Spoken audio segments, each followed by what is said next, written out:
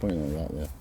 Right, this is just a little video on how we actually swage the catapult ammunition. Okay, so first of all, the first things you need is a big bit of steel, just to give a bit of resistance when you're hammering. Right, you need a block. Okay, and there's 2 holes in it for different size of ammunition. Okay, so you need a block bored straight through whatever size of ammunition you want to fire. You have 2 pins. Okay, you have the smaller pin with a shoulder on it and a half moon on the end there. That makes the smaller ammunition. You'll see where the shoulder comes into it later on. Okay, and then you have the same again, but a bigger pin with a shoulder and again a half moon on it. Now you also need another half moon on another pin, which is that size there. So that's the other half of the ball that you're going to squash basically. So you've got a smaller pin which fits the smaller pin with a shoulder on it, and then you have another larger one with a half moon, okay, that fits the one with the bigger shoulder. So that's the bigger ammunition. And then you need finally a brass rod to poke it all out, because you don't want to damage the half moons.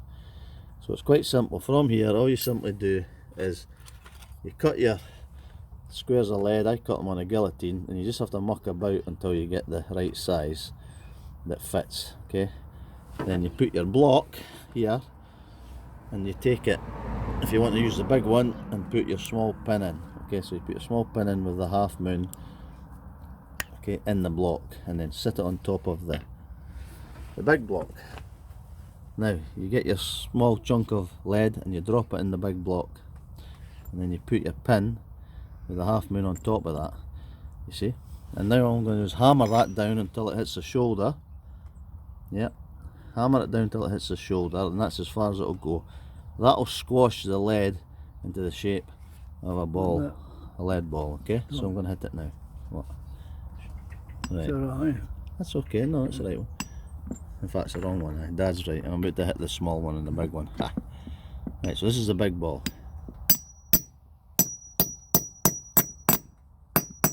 Okay, so if you look at it from side on, that's squashed right down now. You see the shoulders met the metal. You just pull that out, get your brass rod, push it in, push the whole thing out by dunting it. Okay, this is what you're left with here.